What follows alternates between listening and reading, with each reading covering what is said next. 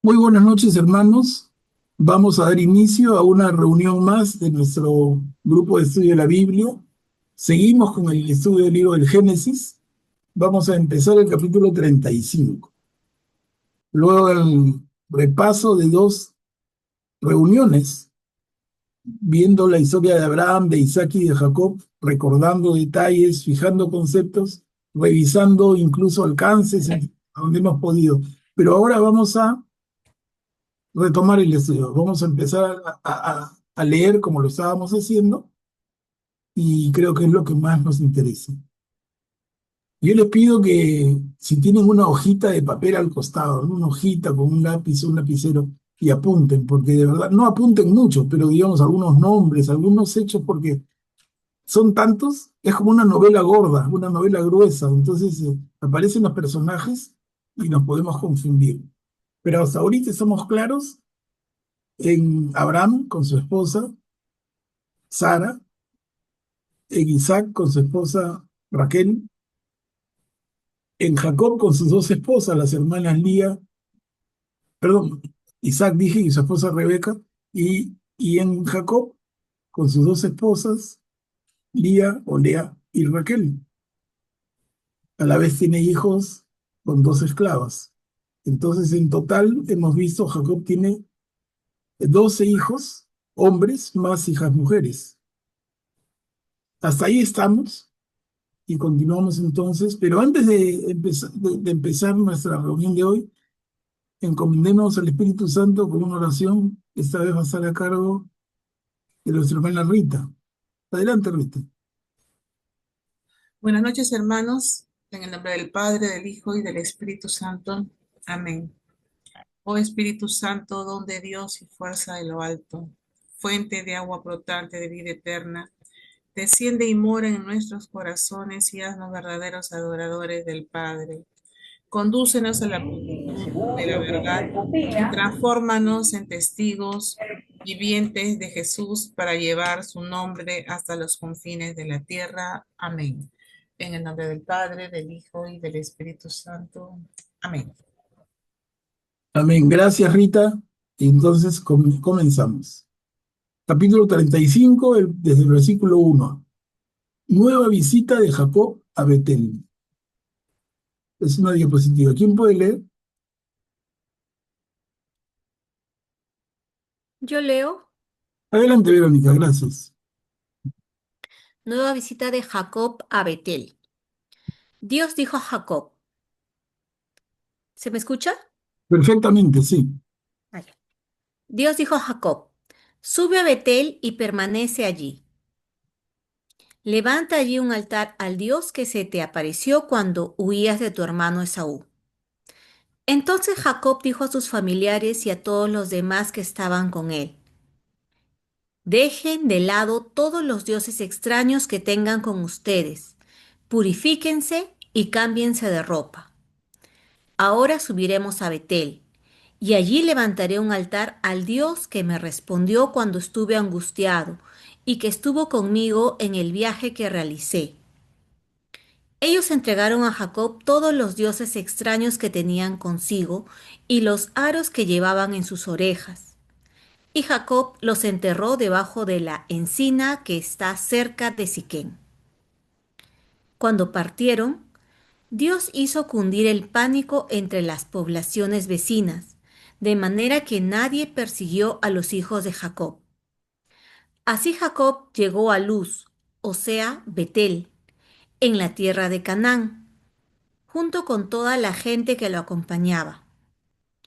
Allí erigió un altar y puso en ese lugar el nombre y puso a ese lugar el nombre de Betel, porque allí se le había revelado Dios cuando él huía de su hermano. Mientras tanto murió Débora, la nodriza de Rebeca, y fue sepultada bajo la encina que se encuentra antes de llegar a Betel. Por eso la llamó encina del llanto. Gracias, Verónica. Miren, mencionan a Débora, que a esta Débora no la conocíamos, pero sí, si recordamos un poquito antes, cuando Rebeca es entregada por su padre y su hermano Labán para que a- vaya hacia Isaac y tengan su casamiento, ¿no? Dice que nos cuenta la Biblia que Rebeca sale con su nodriza. Esa nodriza es Débora, a la que acá mencionan recién como un hombre. Entonces es un personaje que fue importante en la vida de Rebeca. Como vemos, el tema es de bastante relato. No hay, igual podemos, cuando quieran, nos detenemos para comentar y conversar en profundidad. Pero esta parte va a haber, va a ser de bastante relato. Es como ir leyendo juntos una novela. Así es la Biblia, pues la Biblia tiene partes que son bien densas, bien difíciles, partes que se prestan a necesidad de profundizar. Hay partes que son más relatos como esto. Ahora, llama la atención igual en el primer párrafo al final, cuando Jacob les pide que dejen a sus dioses. Y dice, ellos entregaron a Jacob todos los dioses extraños que tenían consigo.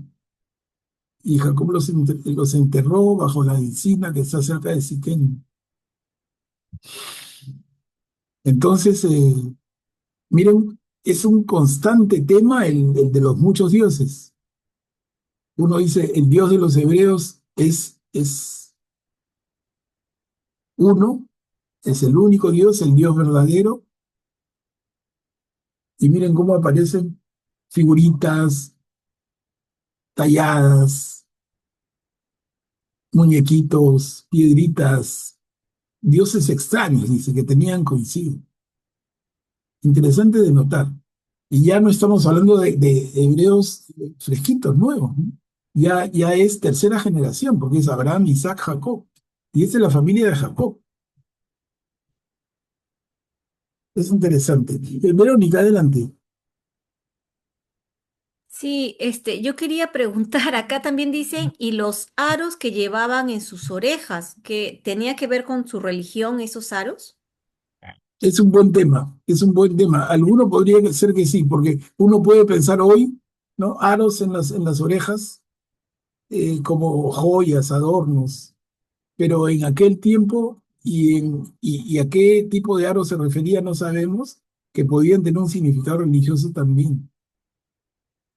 Incluso no solamente en las orejas, en la nariz también. Entonces, que no son costumbres raras del sur de África o del centro de África, no. Miren, estamos encontrando costumbres en, en un pueblo que nos es tan cercano por toda la herencia que tenemos desde el antiguo pueblo hebreo. Y luego el segundo párrafo dice algo interesante. Dios hizo cundir el pánico entre las poblaciones vecinas de manera que nadie persiguió a los hijos de Jacob. Y la pregunta siempre queda, ¿no? Pero ¿es que Dios es así? ¿Dios hace cundir el pánico? ¿O es una forma de explicar del autor sagrado en este libro del Génesis? Este autor particular, porque estamos viendo en el libro del Génesis, por lo menos yo lo sostengo y con muchos, hay gente que dice que no. Aprovecho de comentarlo un poquito más. Para algunos, gente estudiosa y muy respetable, todo el libro del Génesis y los demás cuatro libros, o sea, los cinco libros del Pentateuco de la Torá, los cinco los llaman los libros de Moisés. Y para ellos, ¿no? Ellos se pueden pelear a muerte, no, son los libros de Moisés. Pero yo personalmente no creo eso. Y estamos solamente en el primer libro y estamos viendo diferentes estilos, incluso de redacción. No sé si a alguno de ustedes le parece similar o parecido los primeros 11 capítulos con estos capítulos posteriores, que son mucho más de relato. Es el mismo autor, qué tal versatilidad, ¿no? Hay posiciones, hay nombres de Dios, por lo menos en lo que yo he estudiado, que los otros critican, ¿no? Pero en lo que yo he estudiado, hablan de que por lo menos en el libro del Génesis hay cuatro autores, por lo menos,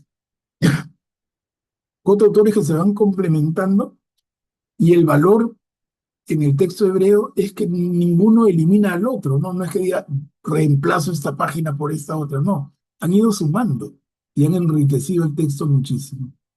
Pero entonces, a eso me refiero. Esos autores que tienen ese concepto de un Dios que cunde, que hace cundir el pánico entre las poblaciones, que representa y explica al verdadero Dios, es que Dios es un Dios de terror.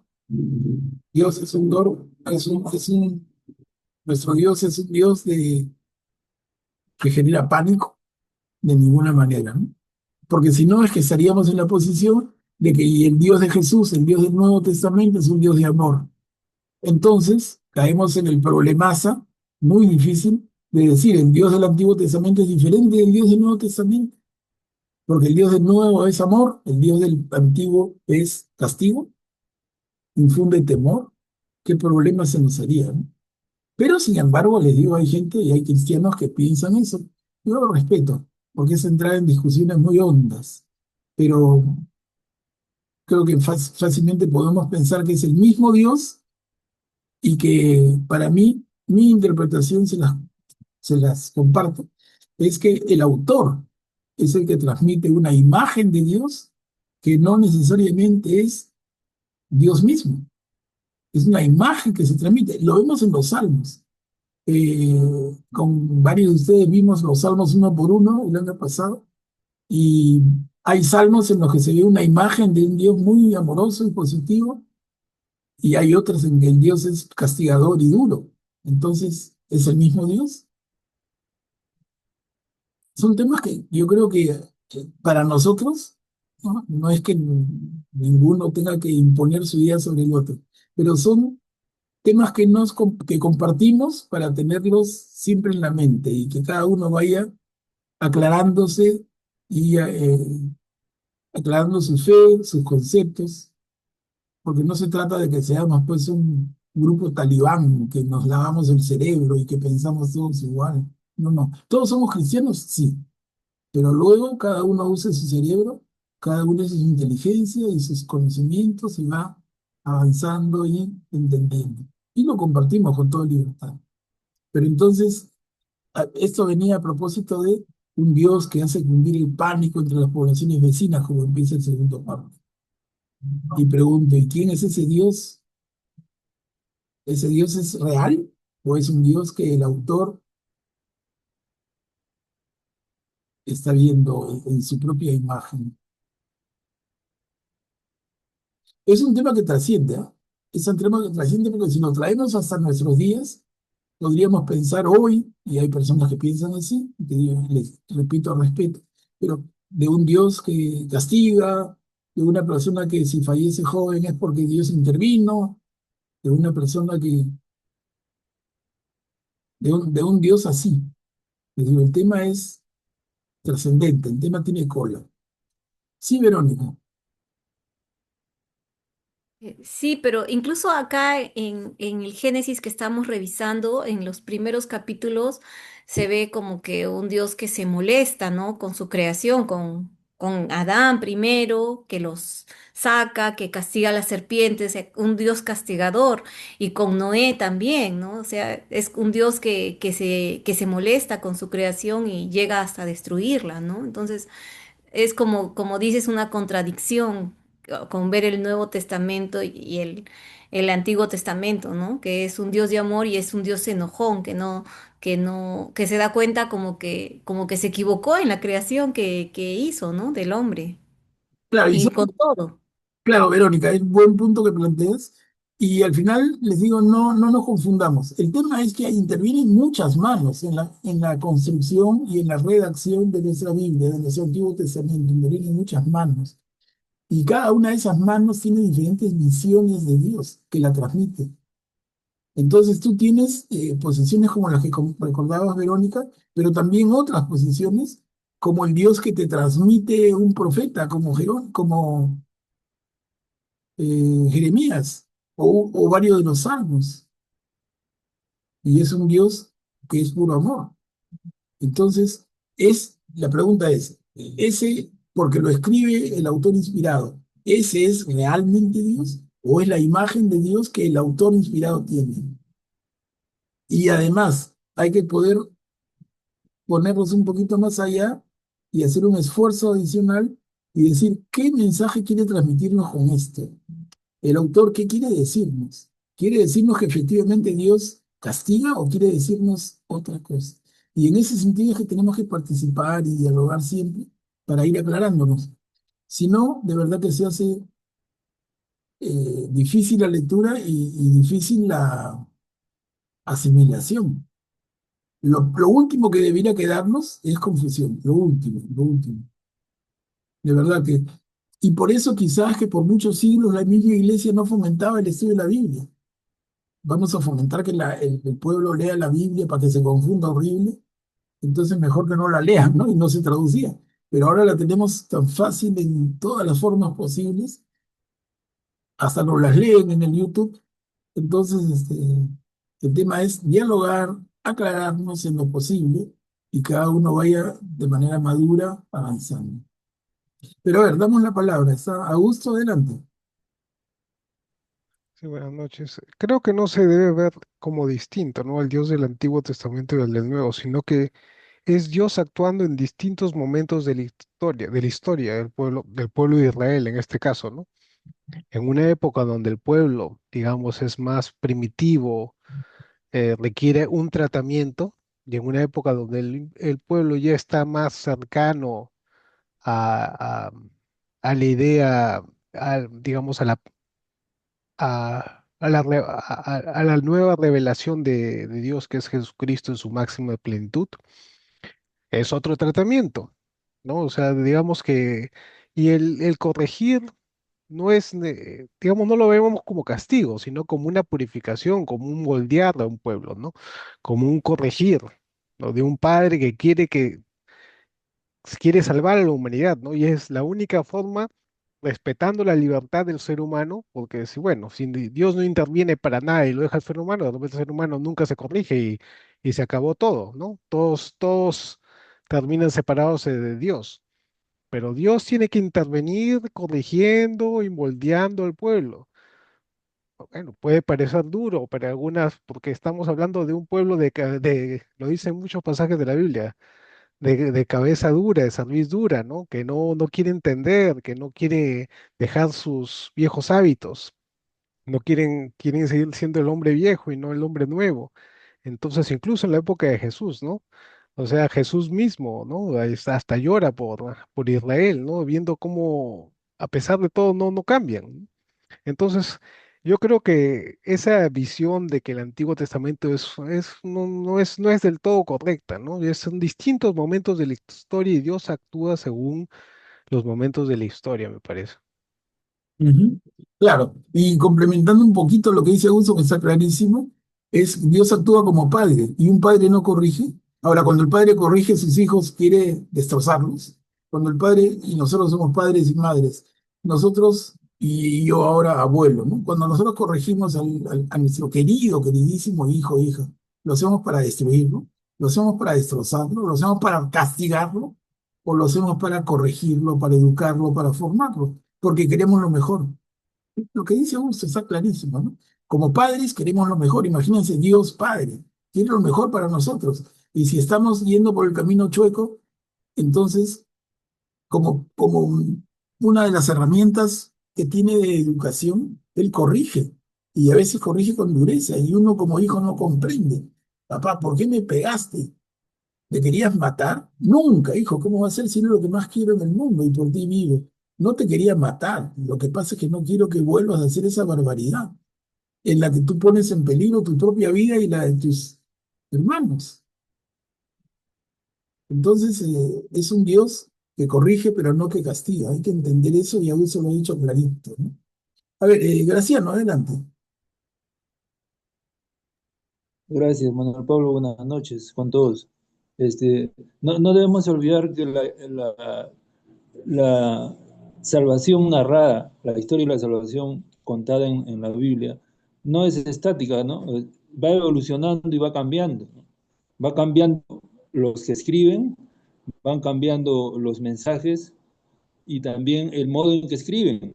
Entonces, en un momento puede parecer que el lenguaje es muy duro, luego vemos en el Nuevo Testamento que Jesús inspira a los autores, el Espíritu Santo inspira a los autores para escribir de diferente forma, ¿no?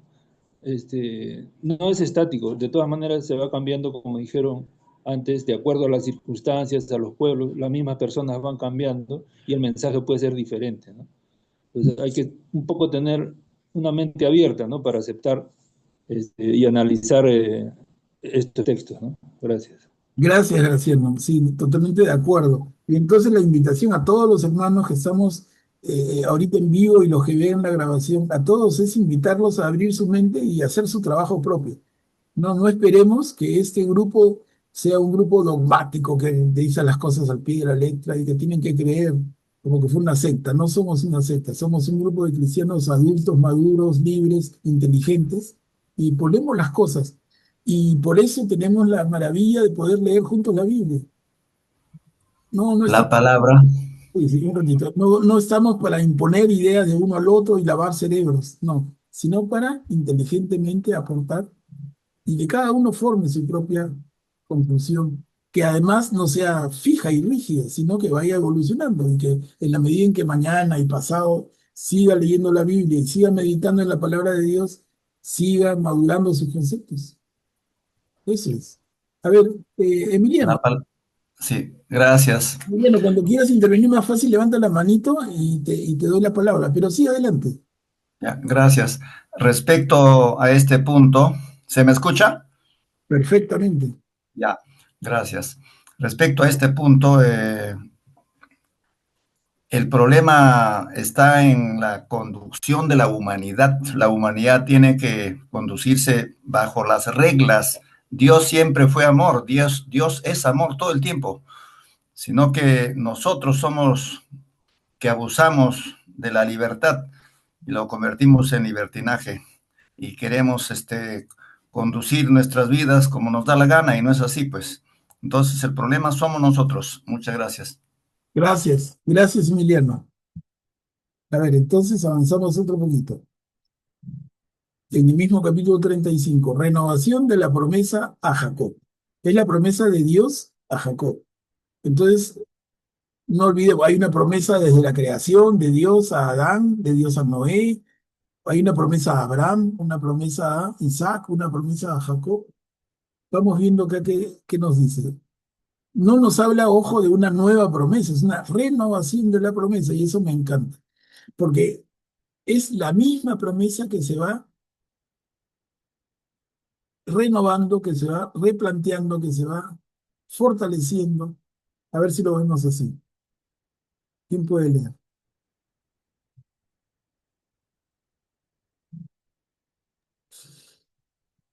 Yo ¿Qué leo, pone? Gracias. renovación de la promesa a Jacob. Cuando Jacob regresó de Padán Aram, Dios se le apareció de nuevo y lo bendijo diciéndole, tu nombre es Jacob, pero en adelante no te llamarás Jacob, sino Israel. Así le puso el nombre de Israel. Luego añadió, yo soy el Dios Todopoderoso. Sé fecundo y multiplícate. De ti nacerá una nación, más aún una asamblea de naciones, y saldrán reyes de tus entrañas. La tierra que di a Abraham y a Isaac, ahora te la doy a ti y a tu descendencia. Y Dios se alejó de él. Jacob erigió una piedra conmemorativa en el lugar donde Dios le había hablado. Enseguida ofreció una libación sobre ella y ungió la piedra con aceite. Jacob llamó Betel a aquel lugar, porque ahí Dios había...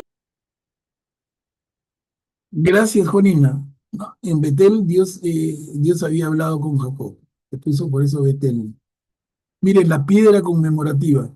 Esa costumbre que viene desde tan antiguo es bien interesante y es lo que llamamos altar. Claro, ahora tenemos un concepto de altar, esas piezas enormes, lindas, en el templo donde se celebra la Eucaristía. Pero el altar originalmente son una piedra sobre otra y acá habla de ungida con aceite. Ese es un altar. Así empieza la historia de los altares, así empieza esa cultura de los altares que hasta el día de hoy se mantiene. Entonces dice, Jacob erigió una piedra conmemorativa del lugar. La renovación de la promesa tiene que ver tanto con la promesa que Dios le hizo a Abraham, con lo que le pide a Adán, sé fecundo y multiplícate. A Abraham le dice, de ti nacerá una nación. A Abraham le ofrece tierra y descendencia, y a Isaac también. Y ahora le dice, y ahora te la doy a ti y a tu descendencia. Pero es la misma línea, ¿no? Es la misma línea, Abraham, Isaac, Jacob. Adelante, Graciano. Gracias, Manuel Pablo. El uso de las piedras, ¿no? Cada vez que Dios habla con alguno de ellos, erigen altares usando piedras. Debe ser en la misma línea que Jesús mencionó la roca, ¿no? Cuando le dijo a Pedro que sobre esta roca edificaré mi iglesia, lo que quiere decir, o quiso él, Jesús, mencionar la solidez y la estabilidad de lo que estaba formando en ese momento, ¿no? No sé si estoy en lo correcto, es una costumbre, una línea de pensamiento que se traía desde esa época, ¿no? Hasta Claro, claro. Y Jesús. tiene, sí, sí, Graciano, muy bien, muy buena intuición, porque además tiene mucho sentido por la calidad del material, ¿no? La piedra, ¿no? No es una plantita que se seca y que se hace polvo. La piedra tiene otra consistencia, otra sustancia. Entonces, por eso la figura. A ver, avanzamos. Miren, esta pericopa del capítulo 35 nace Benjamín y muere Raquel. Hemos sabido siempre de los 12 hijos de Jacob, pero hasta ahora Jacob tiene 11 hijos. Aquí vamos a leer el nacimiento de Benjamín, que es el hijo número 12 de, de Jacob, y el hijo segundo de Raquel. Y vamos a ver cómo Raquel muere en el dar a luz. ¿Quién puede leer? Yo puedo leer. Adelante. Nace Benjamín y muere Raquel. Partieron de Betel y cuando todavía faltaba un trecho para llegar a Efratá, a Raquel le llegó el momento de dar a luz y tuvo un parto difícil. Como daba a luz muy penosamente, la partera le dijo, no temas, porque tienes otro hijo varón. Con su último aliento, porque ya se moría, lo llamó Ben-Oni, pero su padre le puso el nombre de Benjamín. Así murió Raquel y fue enterrada junto al camino de Efratá, o sea, de Belén. Sobre su tumba Jacob erigió un monumento, el mismo que está en esa tumba hasta el día de hoy. Ujú. Gracias, gracias. No, miren, otro dato para subrayar. Raquel es enterrada en Belén, ¿no? ¿Y Belén qué trascendencia va a tener luego? En Belén, nos dice el Evangelio, nace Jesús. Belén está muy cerca, un poquito al sur, pero muy cerca de lo que sería Jerusalén, que todavía en esa época no existe, ¿no?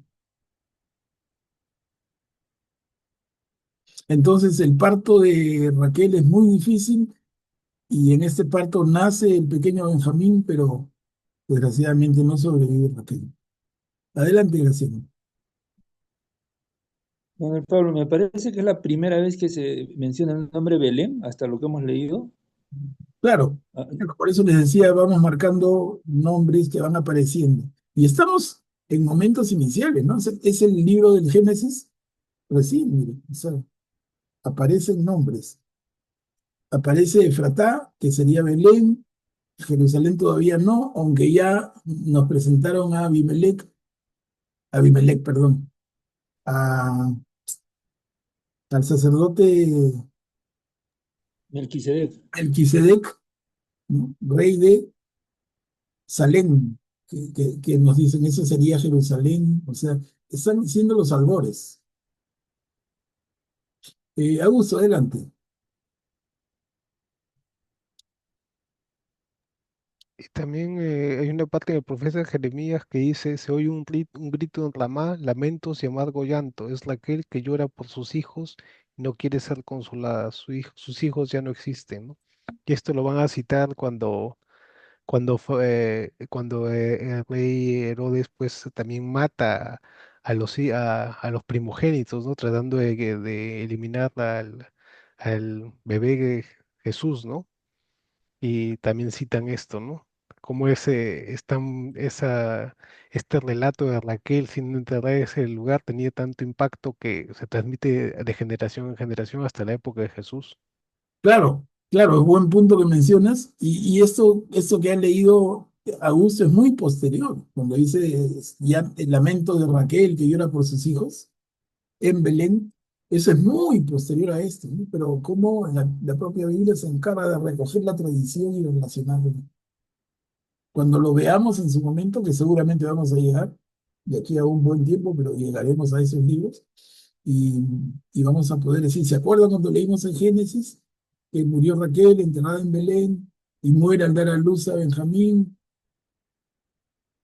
¿No? Luego, el Antiguo Testamento, pero en fechas muy posteriores, va a escribir el lamento de Raquel que, por sus hijos muertos, efectivamente.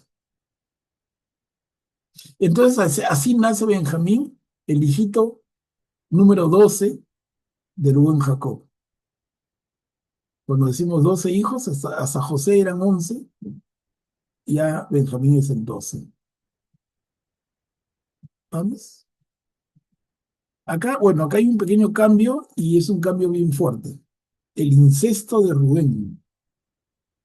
La Biblia no es muy específica, o sea, no aclara mucho más, pero definitivamente el acontecimiento es muy feo. Un incesto. Ya se había producido uno antes, por lo menos que tenemos constancia o sospecha, ¿no? Una sospecha bien fuerte. ¿Se acuerdan cuando el hijo de Noé, Cam, comete incesto con su madre y de ese incesto nace Canaán? Bueno, acá vemos un segundo incesto, un hijo de Jacob y nada menos que Rubén, el hijo mayor. ¿Con quién tiene relaciones Rubén? A ver, ¿quién puede leer?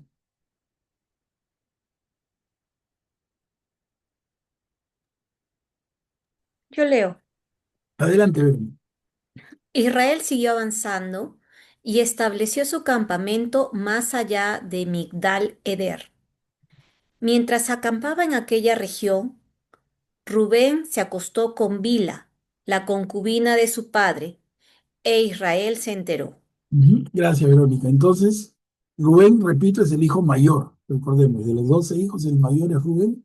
Se acuesta con una de las concubinas, o sea, Bila es una de las esclavas. Son dos mujeres, las hermanas Lía y Raquel, y dos concubinas, dos esclavas. Una de ellas parece que mujer relativamente más joven, muy atractiva, y Rubén se enamora de ella, porque no es tampoco que fuera pues un salvaje, ¿no? Un salvaje que se tira encima, no, no, tiene que haber habido, supongo yo, y lo dejan, aunque no me gusta mucho basarme en testimonio de películas, pero hay series hechas sobre la vida de los patriarcas en que muestran muy claramente el acercamiento de Rubén con esta mujer, que era relativamente joven, como digo, y se enamora. Entonces, pero finalmente lo que se produce igual es un incesto. Se acuesta con una mujer de su padre, ¿no? Registrémoslo, miren, no dice más.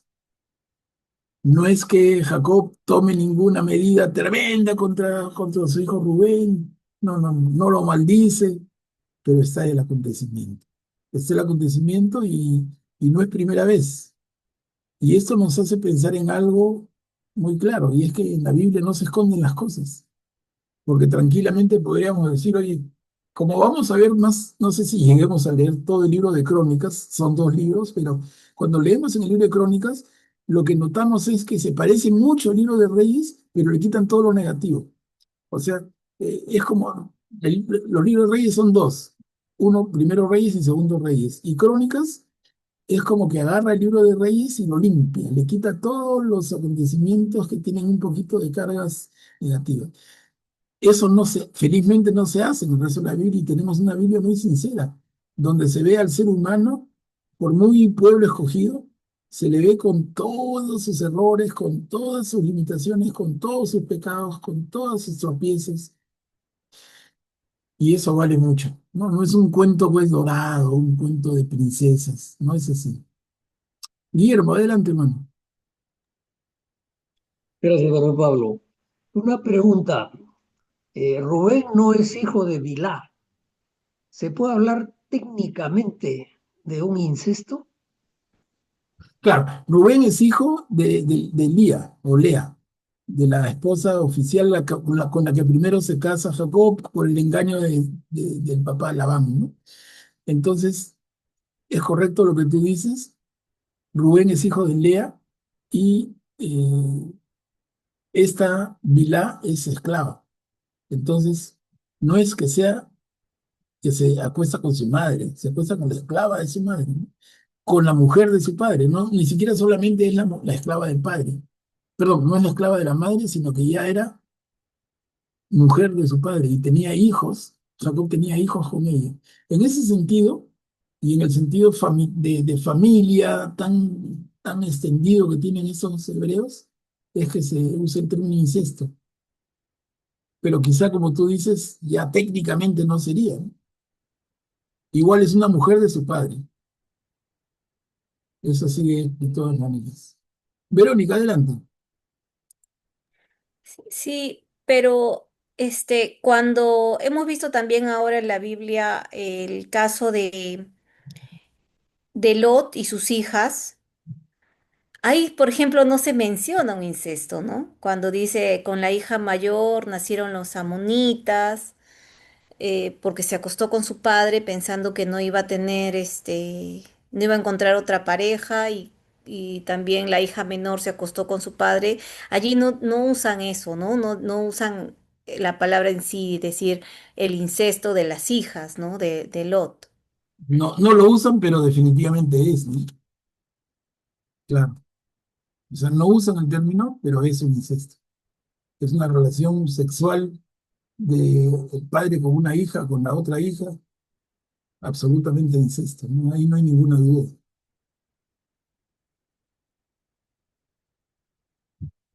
Pero vamos, lo que yo rescato, porque es una historia muy cruda, no es, de repente para algunos de ustedes incluso entendería que no sea cómodo leer esto, pero ahí está en la Biblia, miren, ahí está en la Biblia, qué sincera, qué clara, qué transparente es. O sea, alguien podría, agarro mi borrador y borro esas partes. Si yo escribiera la Biblia de nuevo, elimino todo eso y te hago pues un corintellado, pero no es la intención, miren, no es la intención para nada. O sea, está mostrándonos a personas con todos sus errores, con todos sus defectos, y a pesar de eso, Dios está con ellos. De ahí, digamos, las conclusiones que podemos ir sacando. Luego tenemos esta perícopa corta también, los hijos de Jacob. Y aquí ya nos cuenta, Jacob tuvo 12 hijos. ¿Quién puede leerlo? Es facilito. ¿Ya puedo leer, profesor? Claro, Neri. Jacob tuvo 12 hijos. Los hijos de Lía fueron Rubén y el primogénito de Jacob, Simeón, Leví, Judá, Isaacar y Zabulón. Los hijos de Raquel fueron José y Benjamín. Los hijos de Bila, la esclava de Raquel, fueron Dan y Neftalí. Los hijos de Silpa, la esclava de Lía, fueron Gad y Aser. Estos son los hijos que le nacieron a Jacob en Padán Aram. Ajá. Gracias, Mary. Entonces, interesante acá qué cosa podemos distinguir. Son 12 hijos varones y los 12 con el mismo nivel. O sea, no es que digan los hijos de las esposas legítimas tienen más peso o un lugar más importante que los hijos de las esclavas. No, miren, son 12 hijos y para Jacob son sus 12 hijos y cuando luego entran a la tierra prometida son las 12 tribus. No hay una tribu menor que la otra porque sea hijo de esclavo. Claro, podemos adelantar, ya que estamos en esa perspectiva. De estos 12 hijos, Jacob tiene un preferido. Y el hijo preferido es José, el hijo que tiene, el hijo mayor que tiene con Raquel, o sea, no mayor, el primer hijo que tiene Jacob con Raquel, que es el hijo número 11, ese va a ser el preferido de Jacob. ¿Pero por qué razón? Que Jacob era muy gracioso, muy simpático, muy cariñoso. No, es que Jacob tenía un especial afecto por Raquel. Jacob, si hubiera tenido una sola mujer, hubiera sido Raquel. Recuerden cómo es que entraría en escena el día de la noche de bodas, ya con unas copas encima. Jacob no se da cuenta y tiene la noche de bodas con la hermana, no con la que él había escogido. Y luego las esclavas entran a colación por falta de fertilidad de las mujeres titulares. Pero la mujer que si hubiera sido una sola para Jacob era Raquel, y el hijo mayor que tiene con Raquel es José. Luego Benjamín es el bebé. Nace bastantes años después que José, o sea, siendo José el onceavo, José le lleva muchos años a Benjamín. Y Benjamín nace, digamos, al costo altísimo para Jacob de que es la muerte de su querida Raquel. Eso le debe haber pesado, pero son entrar a especulaciones ya a temas psicológicos que sería imposible con los pocos elementos que tenemos. Pero podemos más o menos olfatear que hay cosas ahí. Y luego los nombres de los hijos, ¿no? Rubén, Simeón, Leví, Judá, Isaacar, Zabulón, José, Benjamín, Dan, Neftalí, Gad y Aser, 12. Y de los 12, si ustedes miran en un mapa en las 12 tribus de Israel, van a ver todos esos nombres menos José.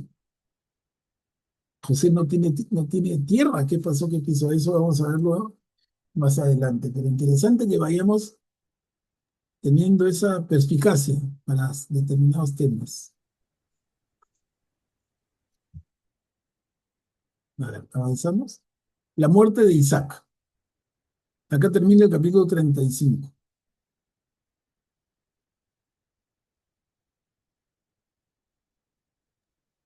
Jacob llegó a la casa de su padre Isaac en Mamre, en Kiriat Arba, la actual Hebrón, donde también había residido Abraham.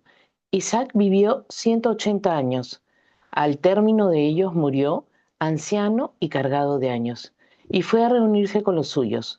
Sus hijos, Esaú y Jacob, le dieron sepultura. Gracias, Mari Carmen. Entonces, el relato va teniendo sus pequeños puntos de como que se van cerrando temas, van abriéndose temas. Acá nos cuentan de Isaac, que muere de 180 años, cargado de años, significa una vida muy plena, muy fructífera.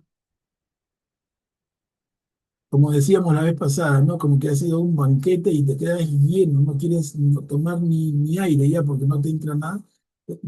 Morir cargado de años, sacio,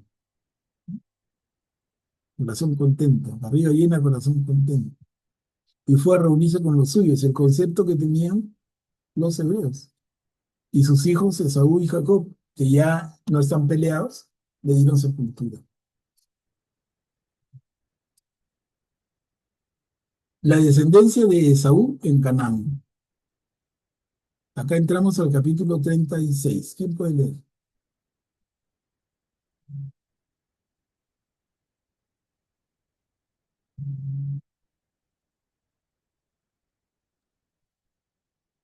La descendencia de Esaú, es decir, de Edom, es la siguiente. Esaú tomó a sus esposas de entre las mujeres cananeas, a Adá, hija de Elón, elitita, a Oholibamá, hija de Aná, que a su vez era hijo de Sibeón, el Gibita, y a Basmat, hija de Ismael y hermana de Nebaiot. Adá fue madre de Elifaz, Basmat, madre de Reuel, y Oholibamá, madre de Leús, y Alam y Joré. Estos son los hijos que Esaú tuvo en Canaán. Claro. Gracias, Luciano. Y es un tema que le mortifica bastante a Isaac, ¿se acuerdan? Que se haya casado su hijo Esaú con mujeres cananeas.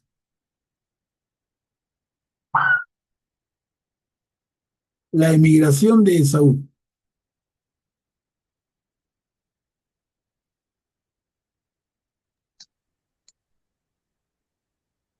Después Esaú tomó a sus mujeres, a sus hijos e hijas, y a toda su servidumbre, su ganado, todos sus animales y todos sus bienes que había adquirido en Canaán, y emigró a Seir, lejos de su hermano Jacob, porque los dos tenían demasiadas posesiones para vivir juntos, y el territorio donde residían no daba abasto para tanto ganado.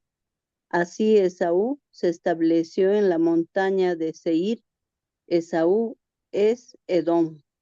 Ujú. Gracias, Emi. Esto lo reitera, miren, ya había dicho en la diapositiva anterior, lo vuelvo a decir acá, Esaú es Edom. ¿Por qué? Porque luego del pueblo que se va a hablar es de los edomitas. Entonces uno dice, edomitas, ¿quiénes son los edomitas? ¿De dónde vienen? Y es el pueblo de Esaú. Por eso dicen a cada momento, Esaú es Edom, Esaú es Edom. Porque de él vienen entonces, o sea, los descendientes de Esaú son los edomitas. Un detalle para tener en cuenta. Les digo, habría que tener una memoria pues enciclopédica ya, pero por lo menos ir tomando algunas notas y se nos va haciendo menos difícil esta historia con tantos personajes. La descendencia de Esaú en Seir. ¿Quién puede leer? ¿Puedo seguir leyendo, Claro, Amy. por favor? La descendencia de Esaú en Seir. Esta es la descendencia de Esaú, padre de Edom, en la montaña de Seir. Los nombres de sus hijos son los siguientes: Elifaz, hijo de Adá, mujer de Esaú, y Reuel, hijo de Basmat, mujer de Esaú. Los hijos de Elifaz fueron Temán, Omar, Sefo, Gaetán y Kenaz. Elifaz, el hijo de Esaú, también tuvo una esclava, Timna, que fue madre de Amalek. Estos son los descendientes de Adá, la mujer de Esaú. Los hijos de Reuel fueron Nahath, Serach, Samá y Misá. Estos son los descendientes de Basmat, la mujer de Esaú. Y los hijos de la otra esposa de Esaú, Oholibamá, hija de Aná, el hijo de Sibeón, fueron Leus, Lalán y Coré. Ujú. Gracias, Emi. Entonces uno dice, oye, ¿qué me importa tanto nombre, no? De verdad que entre nosotros sin confianza, tanto nombre ya no me aburran, pero estamos leyendo la Biblia y para ellos en este tiempo es importante. Recuerden los árboles genealógicos, qué hijos, quién es el padre, el abuelo, el bisabuelo, quién es el hijo, el nieto y el bisnieto, esas relaciones familiares son muy importantes para ellos y por eso es que se detienen y la precisan, a pesar de lo difícil que es escribir y en materiales que hay que estar copiando y copiando a cada rato, pero se toman el trabajo de escribir los nombres porque es importantísimo. Guillermo, adelante. Gracias, Manuel Pablo. En primera línea dice Esaú, padre de Edom. ¿Esaú no es Edom? Claro, y parece que ahí hay una relación. Por eso, si Esaú es Edom y le pone a uno de sus hijos Edom, o a Esaú le llaman Edom por el hijo, ya son detalles que no tenemos mucha más información. Pero tranquilamente Esaú, siendo Edom, puede tener un hijo Edom. Definitivamente no se da mucho hasta hoy. Hay abuelo, hijo, nieto y bisnieto que se llaman de la misma manera, ¿no? Y acá miren los nombres que salen al final. Estos fueron los clanes de Yeus y Alam, Yeus, Jesús. O sea, como que está el nombre de Jesús, porque esa letra inicial, siempre les digo, esa I es I, no es L. Si fuera L, imagínense cómo es una L mayúscula. Pues la L tiene una colita, ¿no? Acá no tiene la colita, significa que es una I latina. Entonces es Yeus y Elam Coré. Yeus, el nombre ya se va como formando también. Acá estábamos, perdón, los clanes de los edomitas, eso ya leímos. Los descendientes de Seir, acabamos de leer, ¿no? No, me confundí. Este hemos leído acá. Los clanes de los edomitas. Ah, este ya leímos, perdón, perdón. Y de aquí, los descendientes de Seir. Los hijos de Seir, el hurrita, que vivían en aquella región son los siguientes: Lotán, Sobal, Sibeón, Aná, Disón, Eser y Disán. Estos son los clanes de los hurritas, hijos de Seir en el país de Edom. Los hijos de Lotán fueron Jorí y Gemán, y la hermana de Lotán fue Timna. Los hijos de Sobal fueron Albán, Manahat, Ebal, Sefo y Onam. Los hijos de Sibeón, Aía y Ana. Este es el mismo Aná que encontró las aguas termales en el desierto mientras apacentaba los rebaños de su padre Sibeón. Los hijos de Aná fueron Disón y Oholibamá, hija de Aná. Los hijos de Disón fueron Hemdam, Esbam, Itran y Kerán.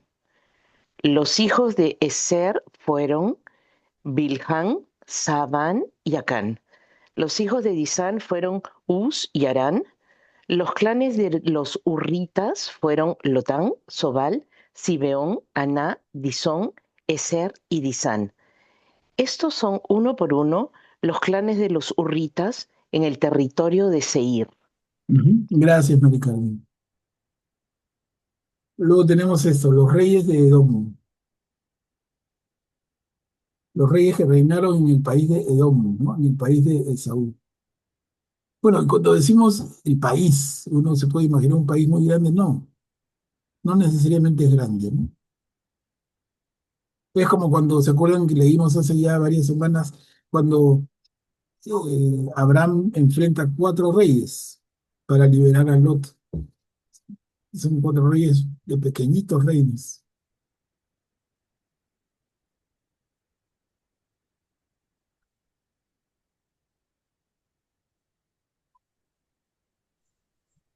Los reyes que reinaron en el país de Edom, antes que ningún rey reinara sobre los israelitas, son los siguientes.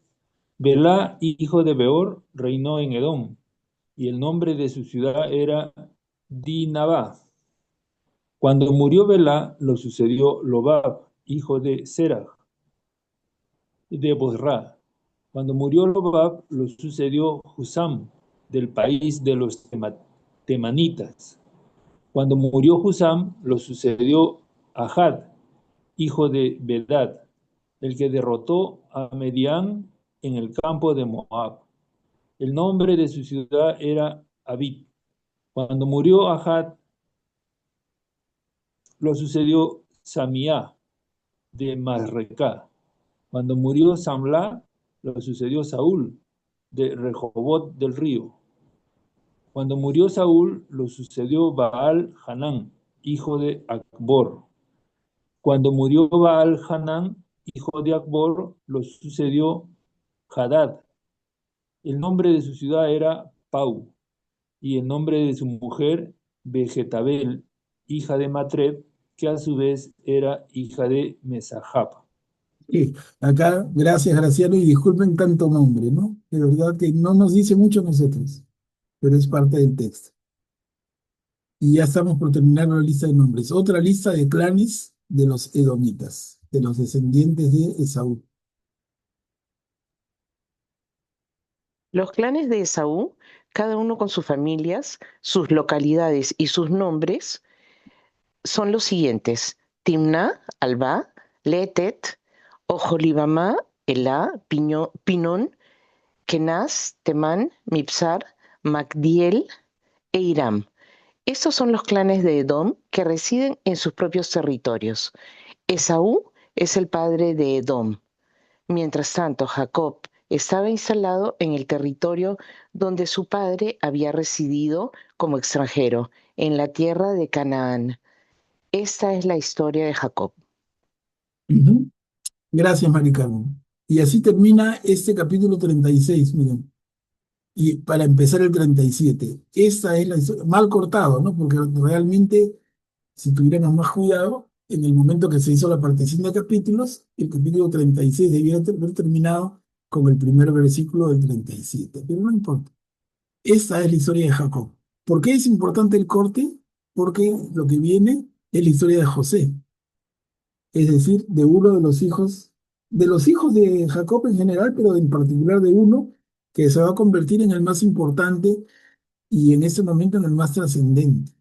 Entonces, en la diapositiva que acaba de leer Mari Carmen, tenemos como punto final, miren, que no hay más.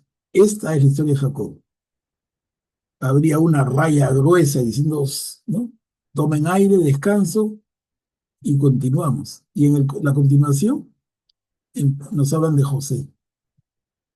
Entonces ya estamos entrando a la cuarta generación de los patriarcas. La primera generación fue Abraham, la segunda Isaac, la tercera Jacob o Israel, y acá estamos entrando en la cuarta generación, José y sus hermanos.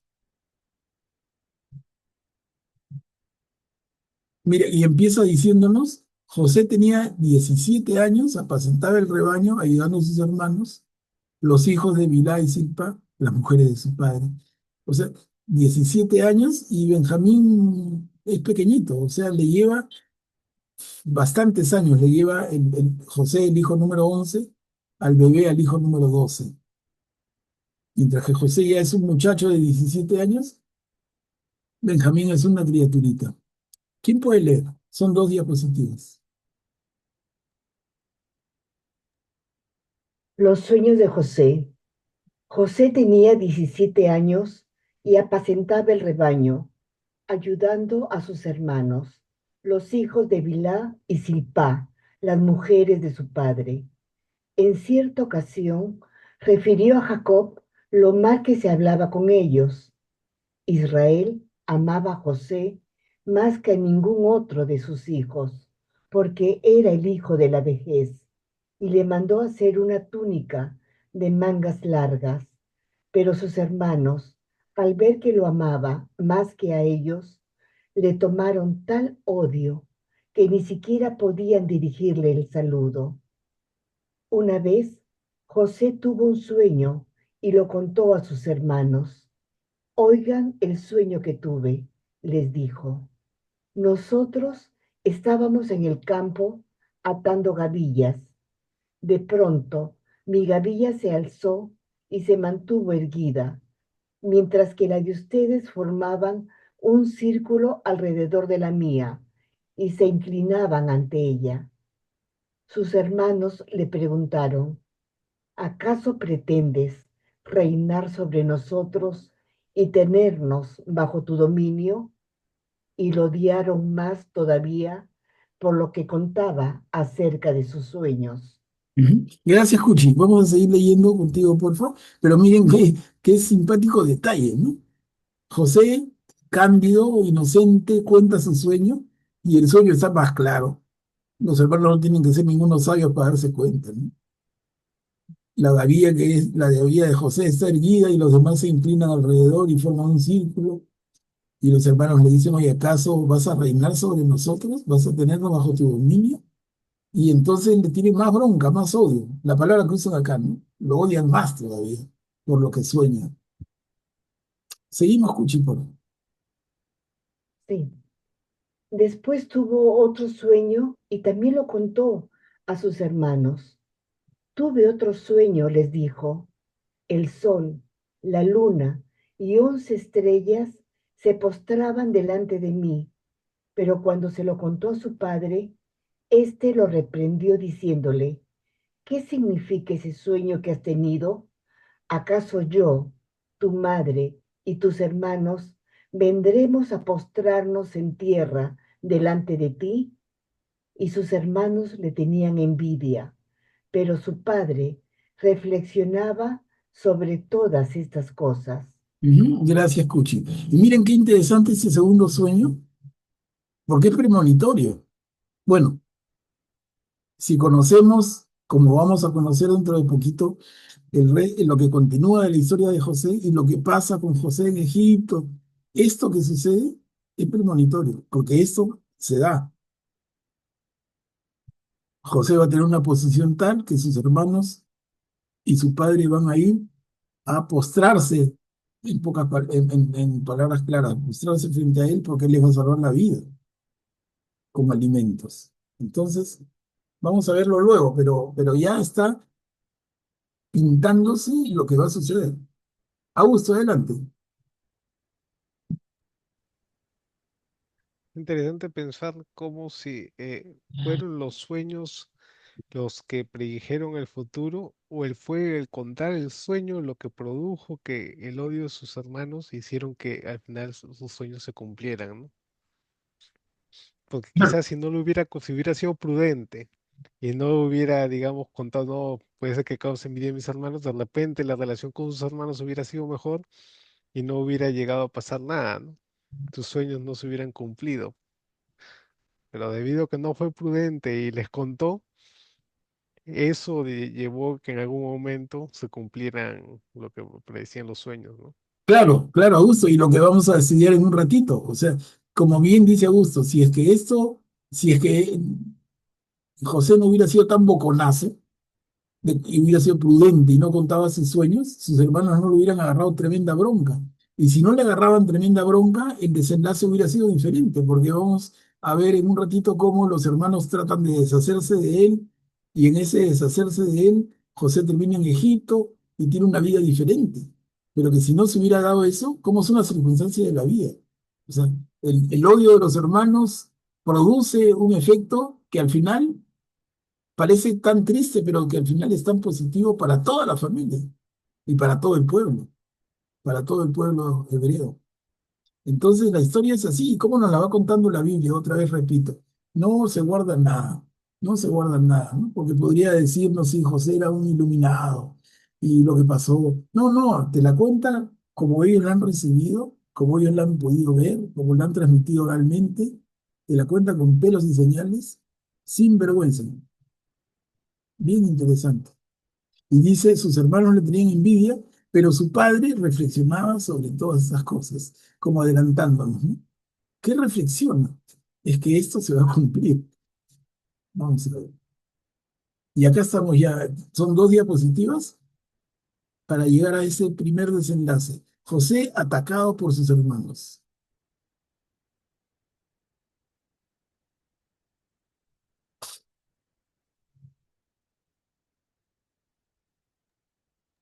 Yo leo. Gracias. José atacado por sus hermanos. Un día sus hermanos habían ido hasta Siquén para apacentar el rebaño de su padre. Entonces Israel dijo a José, tus hermanos están con el rebaño de Siquén. Quiero que vayas a verlos. Está bien, respondió él. Su padre añadió, ve a ver cómo les va a tus hermanos y al rebaño, y tráeme noticias. Y lo envió desde el valle de Hebrón. Cuando José llegó a Siquén, un hombre lo encontró dando vueltas por el campo y le preguntó, ¿qué estás buscando? Él le respondió, busco a mis hermanos. ¿Puedes decirme dónde están apacentando el rebaño? Se han ido de aquí, repuso el hombre, porque les oí decir, vamos a Dotán. José fue entonces en busca de sus hermanos y los encontró en Dotán. Ellos lo divisaron desde lejos y antes de que se acercara ya se habían confabulado para darle muerte. Ahí viene ese soñador, se dijeron unos a otros. ¿por qué no lo matamos y lo arrojamos en una de esas cisternas? Después diremos que lo devoró una fiera. Veremos entonces en qué terminan sus sueños. A ver, continuamos, Eni. Pero Rubén, al oír esto, trató de salvarlo diciendo, no atentemos contra su vida. Y agregó, no derramen sangre, arrójenlo en esa cisterna que está allá afuera, en el desierto, pero no pongan sus manos sobre él. En realidad su intención era librarlo de sus manos y devolverlo a su padre sano y salvo. Apenas José llegó al lugar donde estaban sus hermanos, estos lo despojaron de su túnica, la túnica de mangas largas que llevaba puesta. Lo tomaron y lo arrojaron a la cisterna, que estaba completamente vacía. Luego se sentaron a comer. Gracias, Eni. Miren entonces el plan de los hermanos y Rubén, el hermano mayor, el mayor de los hermanos, frena la situación, tratando de salvarlo. Y la túnica a la que hace referencia en el último párrafo corto es la túnica que le había mandado a confeccionar el propio Jacob. Una túnica muy colorida, muy linda y que le producía más envidia a los hermanos. Sí, Augusto, adelante. Es interesante cómo Rubén, que fue el que, digamos, se acostó con la esposa, una de las esposas de su padre, era el primogénito, ¿no? Era el que debía recibir, digamos, los mayores honores, el que debía tener el primer puesto. O sea, era el que con más razón debía tener más envidia de que su padre le favoreciera a José, a pesar, más que sus demás hermanos, ¿no? Pero a pesar de eso, como Rubén tiene este contraste de que a pesar de que cometió esos errores, tenía un corazón más puro que los otros, ¿no? Porque teniendo más razones por odiarle a su hermano, lo trata de salvar, claro, que también permite, ¿no? Que le hagan ese mal, pero digamos, no al extremo que querían los otros, ¿no? A pesar de todo, a pesar de que había sido, de que su primogenitura, digamos, no estaría siendo del todo respetada, a pesar de eso, dentro de su corazón, le llevó a actuar mejor que los otros, ¿no? Buen punto, Augusto, interesantísimo, porque otra vez el contraste, ¿no? Un personaje controvertido, o sea, Rubén, el pecador, el del incesto, que Guillermo discute con razón, hoy es un incesto puro, o bueno, pero tiene relaciones con una de las mujeres de su padre, con la que su padre ha tenido hijos. Entonces ahí tenemos un lado, un lado de Rubén, y acá tenemos otro lado de Rubén, el mismo personaje. Es el que se pone a favor de José tratando de salvarlo, pero no, no lo matemos. Pongámoslo en ese pozo y con la intención él de después sacarlo, ¿no? Y veamos la frialdad de los hermanos. Agarran a José, lo tiran al pozo y se ponen a comer, se sientan a comer. O sea, los más tranquilos, de los más tranquilos. Y la historia se va poniendo recontra interesante. Se convierte en una novela así ya actual. José llevado a Egipto. Son dos diapositivas. Con estas terminamos el capítulo 37. Yo José, leo, Manuel. sí, gracias, José. José llevaba a Egipto. De pronto alzaron la vista y divisaron una caravana de ismaelitas que venían de Galad, transportando en sus camellos una carga de goma tragacanto, bálsamo y mirra, que llevaban a Egipto.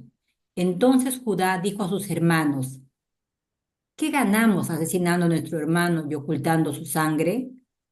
En lugar de atentar contra su vida, vendámoslo a los ismaelitas, porque él es nuestro hermano, nuestra propia carne. Y sus hermanos estuvieron de acuerdo.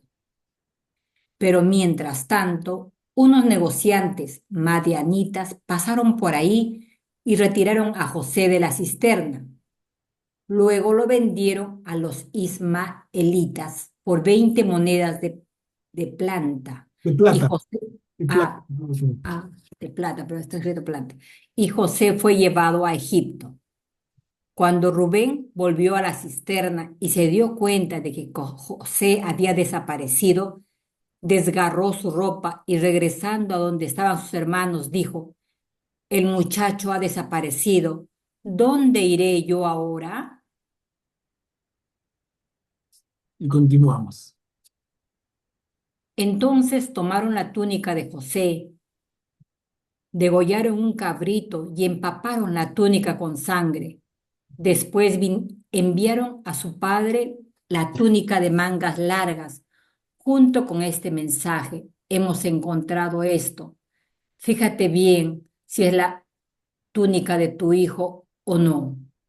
Este, al reconocerla, exclamó, es la túnica de mi hijo. Un animal salvaje lo ha devorado. José ha sido presa de las fieras. Jacob desgarró sus vestiduras, se vistió de luto y estuvo mucho tiempo de duelo por su hijo. Sus hijos y sus hijas venían a consolarlo, pero él rehusaba todo consuelo, diciendo, no voy a bajar enlutado a donde está mi hijo, a la morada de los muertos, y continuaba lamentándose. Pero entre tanto, en Egipto, los madianitas lo habían vendido a Potifar, un funcionario del faraón, capitán de guardias. Gracias, ella sí. Miren, ya esa historia de repente para varios de ustedes se les hace familiar. Más que nada por alguna película, alguna serie que hayan visto. Hay series desde antiguas, ¿no? Que hablan de José y sus hermanos, José en Egipto. Y les debe venir a la memoria, no sé si con todo este detalle, pero le debe venir a la memoria por lo menos como efecto fotográfico. Ah, me acuerdo de esto, me acuerdo del nombre Putifar, funcionario del faraón en Egipto.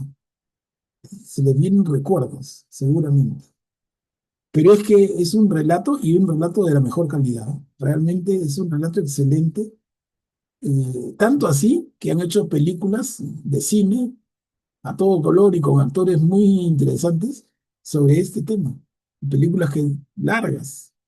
Incluso ahora estaba mirando en el YouTube, hay una serie que se llama José en Egipto, bien hecha, por lo menos vi el primer capítulo, son 46 capítulos, 46. O sea, más fácil te lees, eh, mucho más fácil te lees la historia de José en la Biblia que ver todos esos capítulos. O sea, ahí le meten floro, la hacen mucho más larga, pero interesante, miren cómo el tema da para tanto, no es que haya una película de 1 hora, de 2 horas, no, son series de 1 hora cada en 46 capítulos. Pues, al final suman como 40 horas de película, con actores, con todo lo que significa de inversión, y muy bien hechas, ¿eh? Entretenidas, bonitas. Augusto, adelante, por favor. Interesante que un paralelismo de uno de los hermanos de José es Judá, que traiciona a su hermano, lo vende, ¿no? Por un pago económico, ¿no? O sea, no quería solo comunir, prefiere venderlo, ¿no? Así como le pasó a Jesús con Judas, con su apóstol, ¿no? Que también lo vende por unas cuantas monedas de plata, ¿no? ¿Cómo se dan estos paralelismos? Por eso que Jesús también tiene ciertas semejanzas con José, ¿no? Es uno de los paralelismos que le dan en la Biblia. Los padres de la iglesia encontraron en la Biblia. Y interesante, Augusto, que menciones el nombre Judá, porque nos hace subrayar eso. Judá es una de las tribus de Israel. Y miren, son 12 tribus. Y si yo les digo de cuál te acuerdas, tú me dices, los judíos. Los judíos vienen de Judá. La tribu de Judá, la que le va a dar el nombre a los judíos. Y las otras son la tribu de Israel, que es el nombre del papá. O sea, son las tribus de Israel, las 10 tribus del norte, y la tribu de Judá, que realmente es Judá y Benjamín en el sur. Pero qué tan importante se convertiría Judá, este hermano, luego, para que miren lo que pasa con su tribu, que le da el nombre a una nación. Interesante, para tener en cuenta.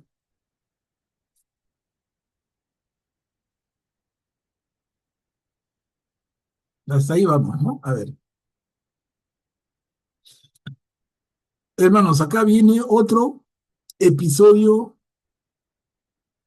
feo, así les adelanto. No es nada agradable leerlo, pero ahí está, la Biblia en su sinceridad. Judá y Tamar. Este episodio, esta película, es 4 diapositivas, es un poquito larguita. Es una historia completa. Judá, este hijo de Jacob, y Tamar, que nos va a contar quién es. Tamar viene a ser una hija política de él. O sea, uno de los hijos de Judá, nos va a contar la historia, se casa con esta Tamar y algo sucede. Y algo sucede y más que algo, bastante sucede. A ver, ¿quién lo puede leer? Yo lo leo, Manuel Pablo. Gracias, Guillermo. Por aquel tiempo, Judá se alejó de sus hermanos y entró en amistad con un hombre de Adulán llamado Girá. Allí conoció a la hija de un cananeo llamada Sua, y después de tomarla por esposa, se unió con ella. Ella concibió y dio a luz un hijo, y él lo llamó Luego concibió nuevamente y tuvo otro hijo, al que llamó Onán. Después volvió a tener otro hijo y le puso el nombre de Selá. Cuando ella dio a luz, estaba en Quesim. Más tarde, Judá casó a su hijo mayor, con una mujer llamada Tamar. Desagradó al Señor y el Señor lo hizo morir. Judá dijo entonces a Onán: únete a la viuda de para cumplir con tus deberes de cuñado y asegurar una descendencia a tu hermano. Pero Onán, sabiendo que la descendencia no le pertenecería, cada vez que se unía con ella, derramaba el semen en la tierra para evitar que hermano tuviera una descendencia. Su manera de proceder desagradó al Señor, que lo hizo morir también a él. Entonces Judá dijo a su nuera Tamar: vive como una viuda en la casa de tu padre, hasta que crezca mi hijo Selá, porque temía que éste corriera la misma suerte que sus hermanos. Por eso Tamar se fue a vivir a la casa de su padre. Guillermo, a ver, con cargo que sigas leyendo, pero quería hacer unos comentarios rápidos, ¿no? Ya adelanté quién es Judá, ya lo tenemos identificado, hijo de Jacob. Tamar, una de su hija política, que es la esposa de su hijo mayor. Pero miren el segundo párrafo, ¿no? Dice, Judá se casó a su hijo mayor, con una mujer llamada Tamar.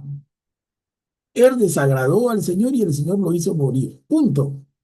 Otra vez esa imagen de Dios, ¿no? Al Señor no le gustó y lo mató. En otras palabras, lo hizo morir. Entonces Judá le dijo a su hijo Onán, al segundo: únete a la viuda de para cumplir tus deberes de cuñado. De eso hemos conversado bastante, ¿no? Es el famoso levirato, de una institución hebrea y luego israelita, la institución del levirato. Levirato viene del término levir, que en hebreo es cuñado. Entonces el levirato, el deber del cuñado. Si el marido de la mujer muere, el hijo que le sigue se une a ella para que tengan hijos, y los hijos que nacen se consideran hijos del fallecido.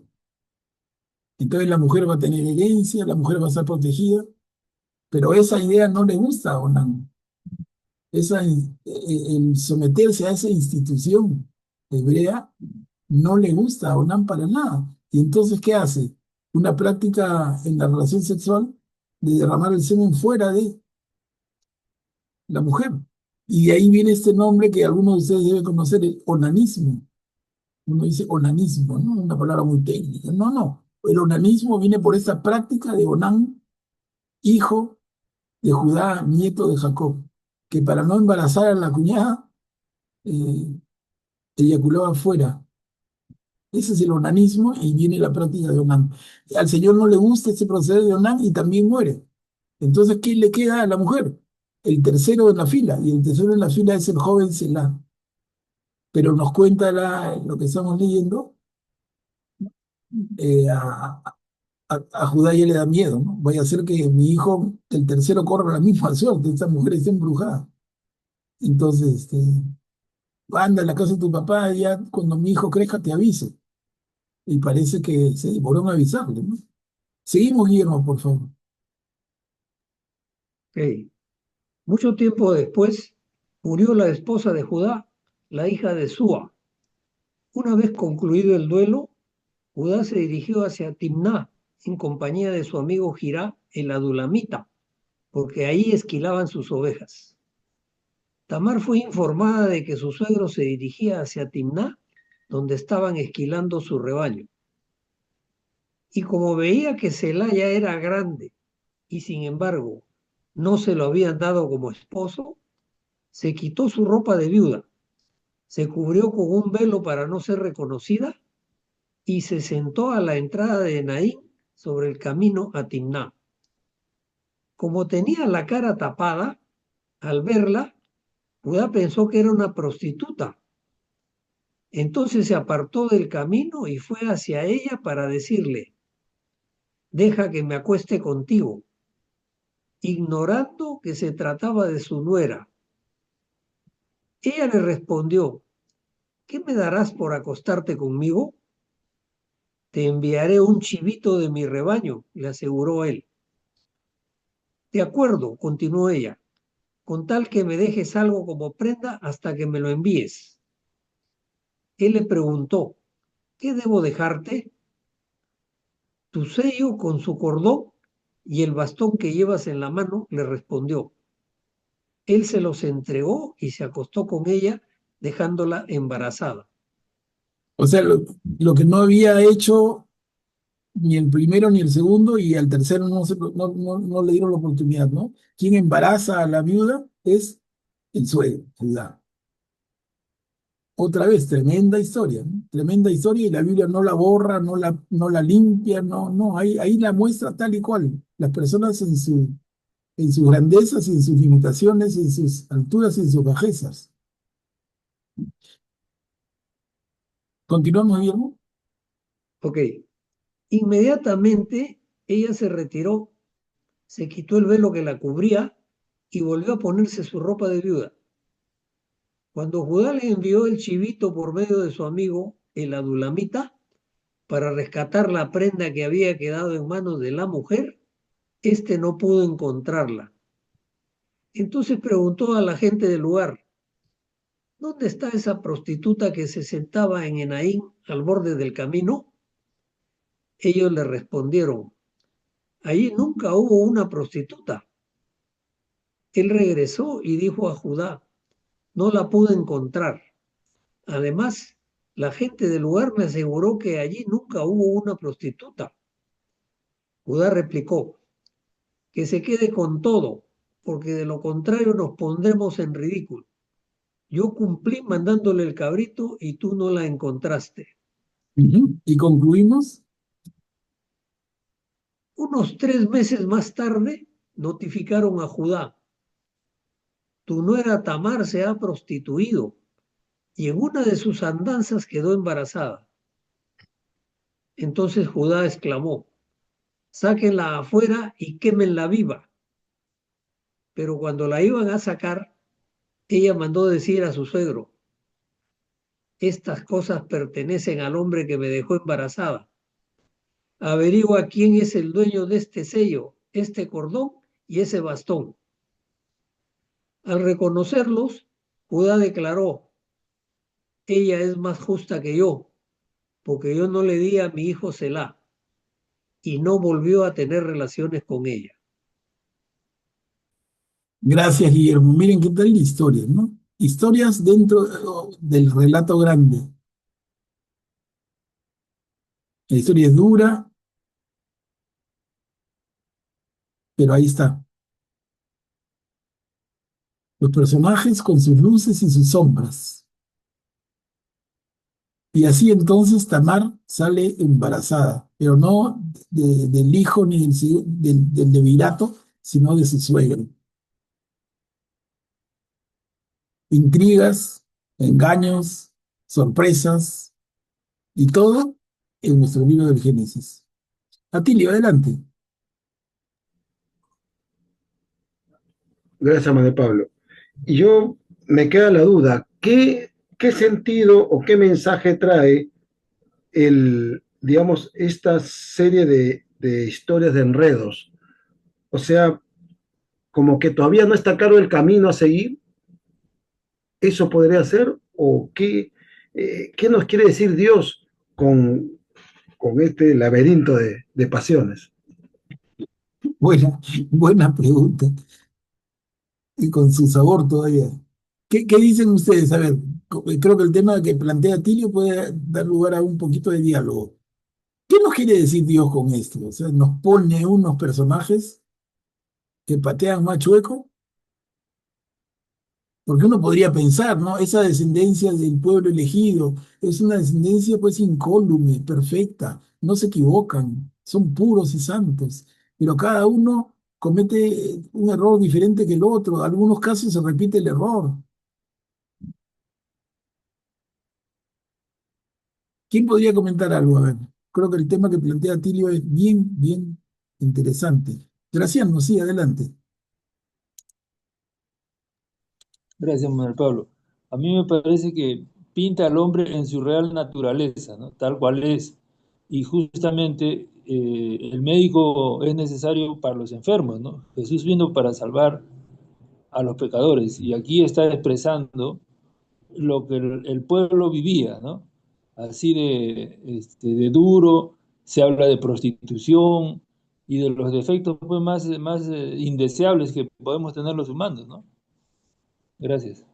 Gracias, Graciano. A ver, Guillermo, adelante. Guillermo, levantaste la mano, ¿no? Me pareció. Sí, sí, sí.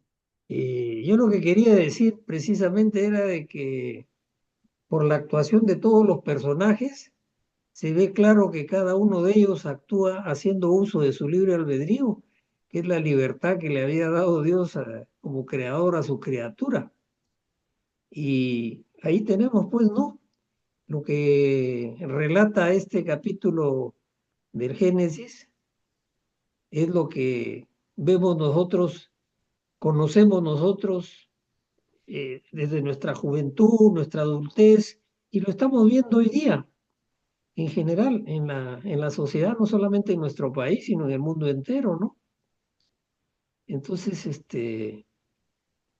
creo que la criatura es la misma desde Adán hasta la fecha. Y bueno, Dios ha sido tan amoroso que a pesar de todas las infidelidades de su pueblo escogido, sin embargo, siempre ha habido alguien que haga sacrificios, ayunos, etcétera, para implorar el perdón del Señor, y Él lo ha concedido siempre que se lo han pedido. Ahí está la historia del pueblo de Israel, y ahí está la historia de nuestro tiempo también, Claro. completada completamente con la venida del Señor Jesús. Y como dicen, Y ¿no? Como dicen, Dios escribe derecho en renglones torcidos, ¿no? Es bien interesante eso que ha señalado Atilio que estamos comentando. Es que es eso lo que creo que en todos debe provocar esa reacción. Oye, ¿qué es esto, no? Y terminemos el capítulo 38 porque ya nos gana la hora. Terminamos este pedacito, es el capítulo 38 completo. Los hijos de Tamar. O sea, esta mujer viuda del hijo mayor de Judá queda embarazada. Nos dijo, y acá está. ¿Qué sucede con ese embarazo? Oh, sorpresa, miren.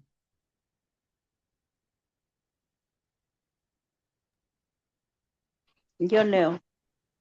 Llegado el momento del parto, resultó que en su seno había mellizos. Mientras daba a luz, uno de ellos extendió su mano y la partera le ató en ella un hilo escarlata, diciendo, este ha sido el primero en salir, pero luego retiró su mano y el otro salió antes. Entonces ella dijo, ¿cómo te has abierto una brecha? Por eso fue llamado Pérez. Después salió su hermano con el hilo escarlata y por eso lo llamaron Sera. Gracias, Eni. Y siguen las intrigas, ¿no? Un hermanito con el otro hermanito, quién nace primero, y de la unión De Tamar con su suegro nacen mellizos, nada menos. Bueno, capítulo 38, aquí nos quedamos para regresar ya a José. El próximo jueves va a ser interesante porque vamos a regresar con fuerza a José como mayordomo de Putifar en Egipto. Por ahora quedamos aquí en ese capítulo 38 cerrado.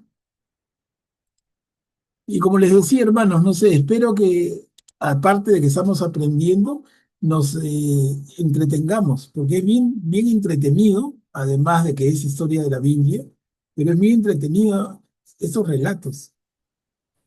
Parecen escritos por un novelista actual que tiene toda la imaginación del mundo. Miren, es el Génesis. Manuel Pablo, Este sí lo conocí. tú mandaste un audio. ¿Perdón? Tú mandaste un audio, ¿recuerdas? Y No, creo que ahí estaba hasta José, bastante largo era, como 5 horas creo que era. no, está todo el libro del Génesis. Ah, con razón. Sí, Claro, empieza desde el capítulo 1, va a ser el capítulo 50 inclusive. sí. Sí, El sí, ahí está toda la historia de José y varias cosas que hemos hecho Claro, ya. pero no, lo que les mandé como que es un podcast, un audio, no es, Ah, no es propiamente un audio, sino es la Biblia leída en voz alta. Es la Biblia textualmente leída en voz alta. No, no es un cuento, sino es la Biblia leída, como lo leemos claro, nosotros. era Génesis, claro. Pero son actores que tienen esas voces muy bien puestas y ponen Sí, música, sí, me gustó mucho a mí. ponen suspenso, claro. Dura un montón porque es todo el libro. Sí, Digo, sí, dura un montón. 5 horas, está ahí. Ahí está, para que lo vuelvan a mirar. Ahí Sí, qué lindo. tenemos un montón de material realmente que ayuda, pero yo repito siempre, y disculpen que sea tan majadero, pero miren, todos esos materiales ayudan, pero nada reemplaza a la misma lectura de la Biblia. Ah, no, claro, eso sí. Por eso ténganlo como principio. Si algo les puedo dejar, yo quisiera dejarles dos cosas. Uno, mire, estamos sin querer queriendo desarrollando un hábito por leer la Biblia directamente. Uno. Y dos, el valor que tiene. Entonces, hay películas. Hoy voy a ver una película de Moisés en Egipto, del faraón, que no sé qué. Voy a ver una película del Evangelio según Mateo. Vean todas las películas que quieran, como The Chosen, vean lo que quieran, pero que eso no significa que entonces no leen la Biblia, porque la Biblia es la fuente principal. Lo demás es complemento, lo demás como que te entretiene, te ayuda, te refuerza. Por ahí tú mismo vas a tener elementos para decir esto es verdad, esto no, se lo están inventando.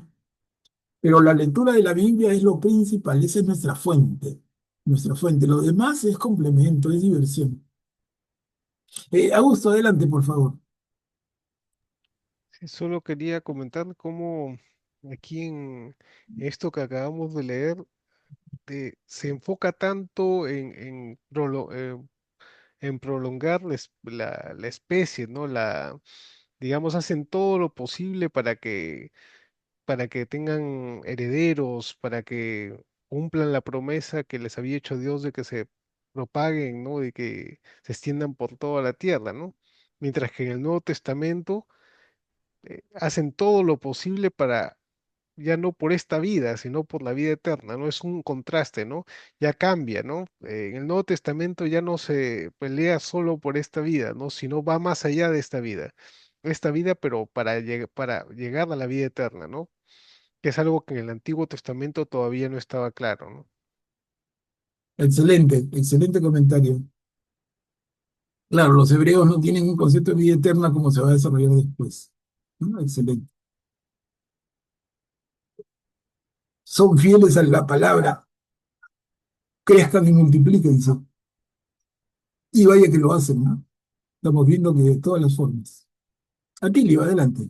Sí, yo ya con lo que acaban de decir, yo creo entender algo, no sé, o sea, leí otra vez la parte del Génesis que les comenté la última vez que estuve, donde vi que Sara, estéril, eh, Rebeca, también estéril, o sea, tuvo hijo a Isaac ya mayor, y luego Aquel. Raquel también no podía tener hijos. Entonces, Dios bendice dándole descendencia, pero la descendencia la usamos mal. O sea, creo entender eso, ¿no? O sea, Dios nos da una serie ¿cómo puedo decir? No sé, de gracias, y nosotros hacemos mal las gracias, ¿no? O sea, somos malagradecidos, ¿no? Algo así. Bien, bien, Atilio, gracias. Gracias a todos, hermanos. Realmente su participación ha sido excelente una vez más. Vamos a quedar aquí y